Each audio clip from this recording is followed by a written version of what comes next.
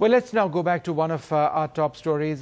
Today, the Telecom Minister, Mr. Sibal, in a sense, reached out to some of the biggest telecom czars in the country, perhaps discussing the way ahead.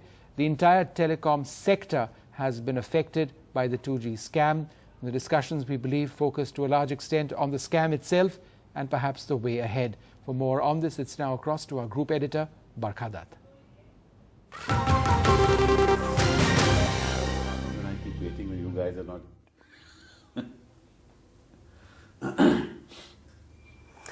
Well, thanks very much. Today's been a big day for the telecom industry. Sibal, the Telecom Minister, always known for prompt actions and expressing his opinion without mincing any words, has been meeting with the telecom giants. He met today with Ratan Tata, Sunil Mittal, Anil Ambani, perhaps part of a much-needed cleanup in the telecom sector.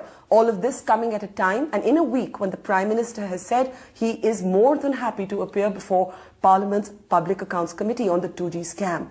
So has the Congress managed to set a new agenda when it comes to the opposition's allegations? Let's talk now with the person who's emerged as the UPA's chief troubleshooter. We've often called him that before.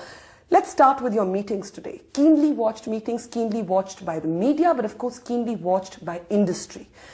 A lot of disenchantment with the telecom sector before you took over. Would you describe these meetings as part of a cleanup exercise? No, I see. Basically, I think what we need to do is to have a dialogue with industry.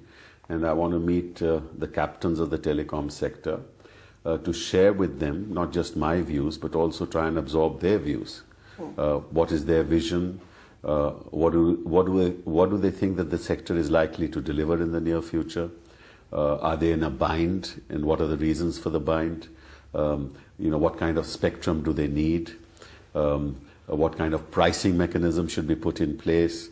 What kind of vision in broadband we should have?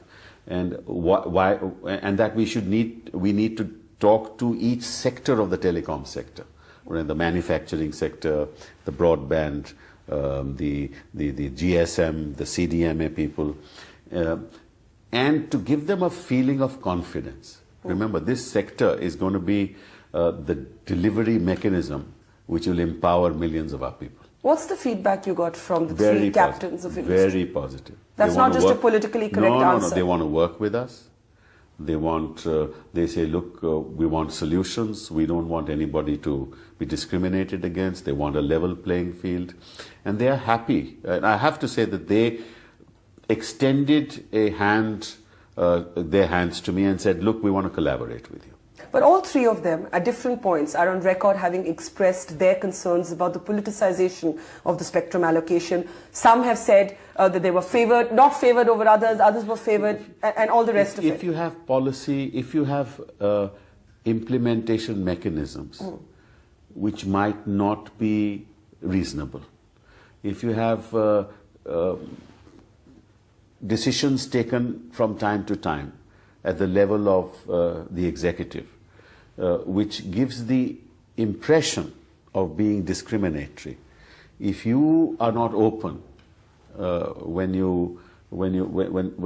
government is functioning, then obviously people will make allegations, and those who lose out will start making allegations against those who gain. But it's beyond and then impressions, it is the beginning of a corporate war. And this shouldn't happen.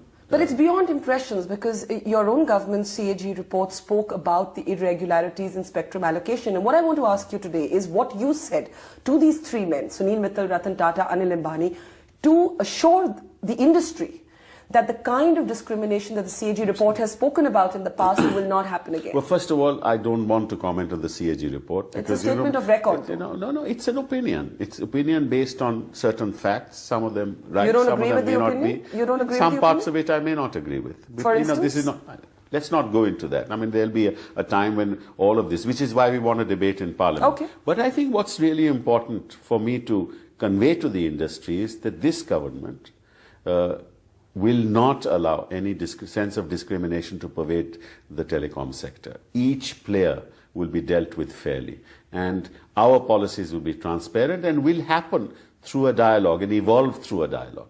And they are very happy with that, because they haven't been called and they haven't had this kind of a dialogue with the minister in the past.